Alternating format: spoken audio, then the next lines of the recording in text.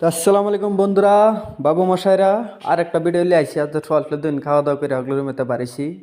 তো দিনটা বালাই দেওয়া যেতেছে। চলুন কাম যাই আর যা বেশি কাম করা মাত যা। ইন্দা গাড়ি একটারে ঘুরে থুই দিছে। ইন্দা দিন চালো বস্তা হে বাহারে গাড়ি থেকে বাহারে তৈছে। আল্লাহ গো, এই গাড়িটা কোন দিন লই আম গো। আমি আমি আশা, আল্লাহ আমার কোন দিন আশাটা পূরণ করবো। আল্লাহ আশাটা পূরণ করো। তো চলুন কামলে গিয়ে তো এদিকে রুমটা সোলিং করছি, ডালাই করাম।